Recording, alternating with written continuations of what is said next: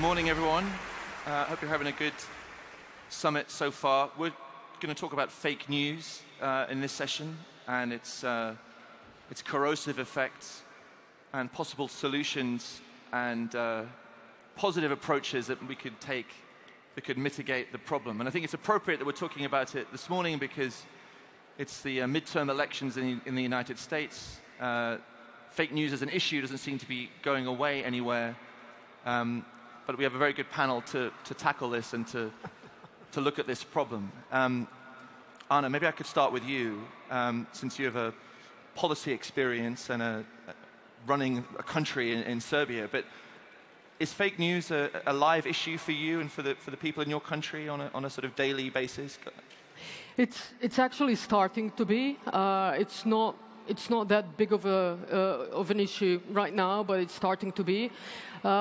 Thinking about fake news, I think it changes our lives, the lives of the people in the government, especially myself as the Prime Minister, in that it takes us, I think, and will takes us more time to actually focus on the actual information that we are sending to the citizens and the issue of transparency rather than job at hand, because we will have to invest more and more time into tracking the news and then responding to the news and explaining that to the citizens rather than actually doing the work, which I found to be kind of challenging. And we do live in the world of fake news and post-truth politics, alternative facts, which we'll have to struggle with, I guess. But I have to say, I was thinking about this for a while.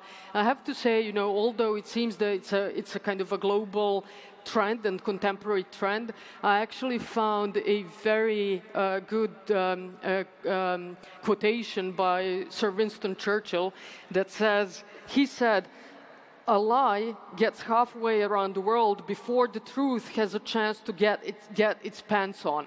So it's not a new thing. It's an old thing. But, with smartphones and internet and technology and social media, I think it's becoming more of an issue. So what I think is that we are still basically, I would, compared to the time of Churchill, I would say today, the truth did not even wake up, right, and the lie actually circled the world already. Right. So that's, I think, the only change, and it's not new. Social media has sort of weaponized it, right? I mean, does social media, David, have a role to play, or the big technology companies?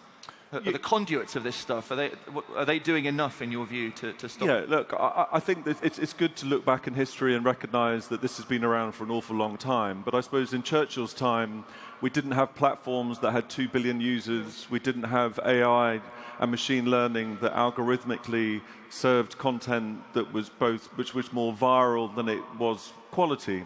And so at the moment, and it's very difficult to sit there and just complain that it's all bad. Ultimately, there are platforms now who are very good at disseminating and distributing this type of content. And it's clear that those algorithms has ultimately been serving virality amongst its users. And inadvertently, those algorithms have also been the distribution points and the mechanism and the fire behind what is factually incorrect. Right. And any time, obviously, CEO of one of the third largest sort of English-speaking news sites in the world, we have a vested interest to ensure that quality prevails over virality. And when you talk specifically and directly to the leaders of these platforms, I think it would be fair to say that most of them have got to this issue late. Right. What they do is they essentially say, look, we're all about the users, we're all about connecting our users with the content that they want to share. And I think they are now late to the party to understand what mechanisms of interventions they're going to introduce to ensure that the bad stuff stops being distributed. One of the arguments that we have very strongly, there's one thing to suppress things that are fake and are untruthful.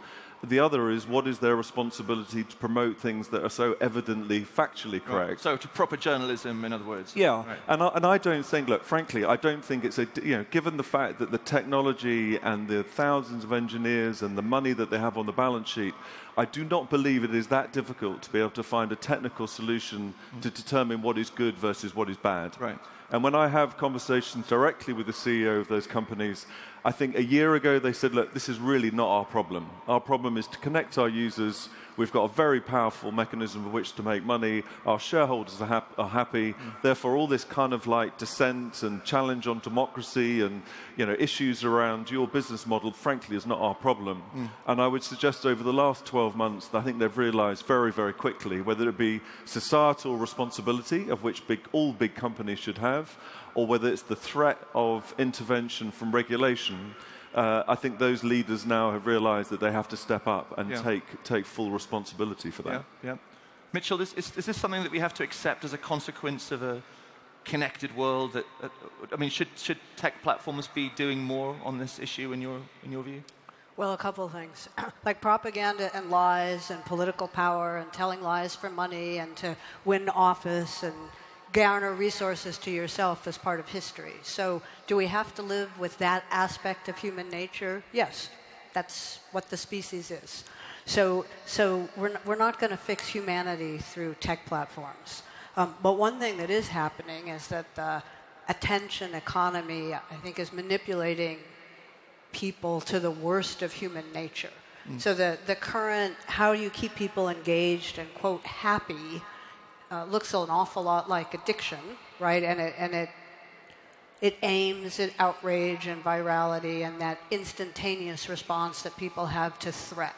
So that's something might well have been unintentional, but certainly we're starting to understand that now. So that could be fixed, but I think that's a long time coming, right? Because that requires either evolution of the platforms or a degree of government engagement that we're not anywhere near today. So I think that is really an open question. But also behavioral change in people, right? I mean, the evolution of the species to not want to share damaging or things that sort of confirm bias or confirm particular opinions. Right. Like controlling evolution is a long time thing. Yeah. So actually, I just want to be clear on this. I think it's incremental from the platform side, but I think as societies, the degree of regulation or control that one would have to change quickly, I think is pretty high. And there is inevitable a contradiction here, isn't there? Is that there is evidently a business model in virality. Yeah. And very profitable business model. A very, very profitable business model. And all of us, there is a success story there of businesses that have found very, very efficient ways to scale the monetization of virality. There is obviously a huge disruption around the monetization of quality. Yeah. And the contradiction of what is quality and the means of which to get that funded versus the clear evidence of virality being a very, very profitable business, those two things currently don't connect. Right. And so I suppose if you're a platform, you just sort of say, look, really, this is just not our problem. We've got a very successful business model. You, the news creators, have evidently not moved as fast as we have into our business model, so therefore kind of it's not our problem, it's yours. Right. Whereas actually what's at play here is a challenge on democracy. It's a societal problem. And if algorithms ultimately are the thing that's going to dictate what's in front of us, then we have a big problem, of which there needs to be some shared accountability and responsibility. I mean, one interesting, when I was reading up on this before today, something I found yesterday, which I thought was worth talking about. A New York Times reporter this week found that the suspect in the round of mail bombings, which you may have read about over the last few weeks, to Democratic candidates and officials, a viral meme that said that this was a Democratic conspiracy got 78,000 shares on Facebook. And for context, the most shared New York Times post in the same period was 50,000 shares. So damaging viral content that confirms biases or that people actively share to spread misinformation can obviously have a very profound effect, and people like doing it, right? I mean, they like to share it. So the question then is, what can be... So that's a really interesting piece, that people like doing it. Yeah. So if we're going to have change, then we as citizens or consumers or whatever need to understand some of the things we like doing, either we shouldn't do, or the platforms are going to stop, or the governments are going to stop. This question of we like doing it, or we're being manipulated into to doing it. Like, those are areas where you might want to focus on. Yeah. And I think there are things beyond the platforms, which is one piece. We don't actually understand. Fake news is many things. I think fake news is a term that President Trump made real, but it means many different things. I don't actually think it's helping us. So I think that the terms of what we're discussing are still set in a highly politicized way. And that, like, understanding and research and looking at how do people behave and what should we do has to go along. Just looking at the platforms, I think, is inadequate. And I think if the platforms did suddenly solve this problem, we would look up and say, oh my God, we've just outsourced all of our government, what is democracy, what speech is permitted to, 8 platforms. So the question then is, what else can be done about it? Yes. From your perspective, how do you fix this problem? Well, firstly, as someone who's in the role of being prime minister, I would be very, very careful about regulation. So I would be very wary of regulation to address this issue. I do not believe that. I think that over-regulation leads to more closed societies, and in general, it's not good for democracy. What I would invest in, and this is one of my priorities, is I would strategically invest in education. I really think that investing in education in today's world, not just because of the fake news or post-truth politics or whatever else, I think that we need to go back to actually enable learning the youth, teaching the kids how to think and not what to think. Also, going back and teaching them to actually have these analytical reasoning, questioning information, questioning authority, if you will, but have creative thinking. And I really think that's probably one of the most difficult things to do in the government, to have that kind of an education. But we have to do it, and I think that what I'm worried about when talking about the fake news is less so about the governments. Governments will have to get used to being more prone to criticism, be it deserved or not. I am more worried because fake news and post-truth politics is actually discouraging people, and especially young people, from entering politics. I think that the message they sends that the world cannot be changed, and they stop believing. And I think, as the basis for democratic societies, that is probably the biggest danger that we have. I mean, education obviously will take time, won't it? But education, just empowering people to kind of think with their own minds. But is there a more immediate need, David, for something to happen? Yeah, look, I agree with the premise of education, and we don't want to be alarmist about this, but I think everyone in this room would accept that the world feels as disjointed and arguably disconnected and more fractious than it's ever been. And you just look at politics, whether that be Brexit, whether it be Trump, what's happening in Germany, what's happening in Italy. I don't think you could put that all on the doorstep of the platforms and say, look, frankly, this is your fault. But the speed of societal discourse, I personally find quite frightening. And interventions, therefore, I think either need to be governmental, or it needs to be the boards of these businesses, whether that be the leaders or, frankly, whether it be their directors, start to put on the agenda what is the unintended consequences that if these platforms continue to essentially fuel the type of journalism or content that, frankly, is incorrect. And I think it's not difficult if you are sat running one of these platforms to make a judgment between The Guardian, which is an independent news organisation that's protected by a trust, to determine that in the main, most of the things that we do are intended to be factually correct, versus something that evidently isn't.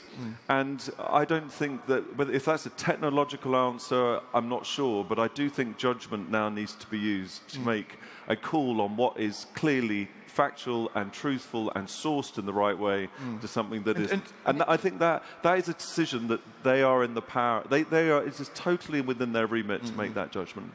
I actually like to make a pitch for technology on a little broader sense and entrepreneurship in the startup world. Right, we've lived for 15 years now in a setting where suck up every piece of data and do whatever you want with it has been the norm. That's beginning to change. But I think the role of technologists and the role of new technology, and actually how do we understand the source of information. So if you know, yes, this is a person in their garage who's making up lies because it makes him money, that's one thing. But if you're looking at information that's not as blatant, how do you know if it's real? Where does it come from? What's the provenance? What's identity? Who are we? These are all technical topics that are unsolved. And the platforms will have their own particular approach, which will be highly centralized and pressured. So I think there is a real role for funding for what is Europe. Like, is Europe a startup center? Is it not? There's an open question. Do you want to be the same kind of startup center as Silicon Valley, or is it something different? But we're in a great European city here, and I get the sense that if the tech platform's wings are going to be clipped, it's going to be in Europe. There'll be European regulators that do it. And I think the point that you just made, actually, technology is incredibly exciting. The entrepreneurs that are developing their new businesses almost every second. It's a hugely dynamic, rewarding and exciting world to be part of. I suppose what would be good is if we could point some of that energy and that technical innovation to solving some of these problems that has an impact on society, as opposed to saying our job now is to create the most valuable company on earth, which, let's be honest, most of those tech platforms are vying for almost every day. Already there, And maybe some intervention to say, can we put engineering resource to be able to answer some of these societal problems rather than just monetary? From the point of view of the government, I think that there are some positive things as well. I think this will slowly or quickly push the government into being more transparent, and I think that's good. I also think that the government will have to rethink the way in which they're communicating with their citizens, and I think actually that fake news can actually lead to us fighting post-truth politics by actually presenting the facts to the government, and the facts you either have or you don't. Well, the red light is flashing, and we could talk about this all morning, but we are out of time, so we're going to have to get on with the next panel. But thank you very much, guys, for joining me to talk about this today. Thanks so much. Thank you.